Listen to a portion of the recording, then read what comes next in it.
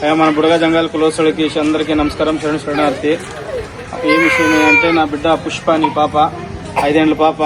చిన్నప్పటి నుంచి కొంత తలిస్మే ఒక వ్యాధి సోకింది పాపకి. తలిస్మే వ్యాధి అని ఏమో అక్కడ ఇక్కడ చూపిస్తే ఫస్ట్ గుల్బర్లా హాస్పిటల్ చూపిస్తుంది.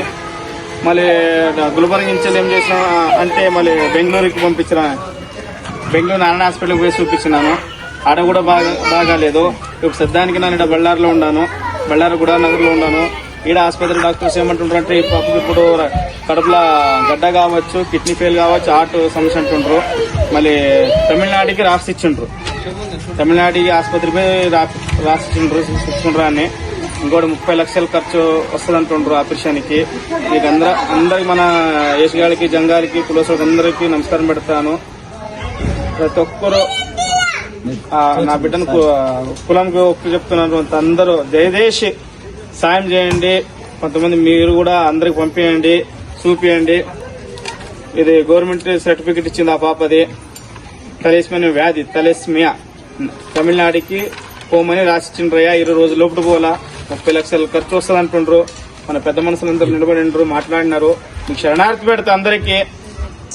నా బిడ్డ మీ కులస్తుల చేతులకు చెప్తున్నాను, సాయం చేయండి అయ్యా. నమస్కారం అయ్యా. మనిషి బాధగానే ఆయన వంటి పేరు. మళ్ళీ ఆ పిల్లకి పాప వ్యాధి ఉంది, అలాగా చూపిస్తే ఏడా బాగా కాలేదు. ఇప్పుడు తమిళనాడు రాసిచ్చినారు ఆ పాపకి.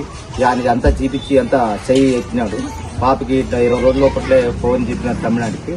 మీ కులస్తులకంతా జంగాలకి ఇంతమంది జాతిలో దయచేసి ఉన్నక సాయం చేయండి అని ఏడుకుంటున్నాడు ఆ పిల్లగాడు. అందరికీ నమస్కారం. మన బుడగ జంగాలకి 59 జాతులకి అందరికీ నమస్కారం. నా బిడ్డని కాపాడండి.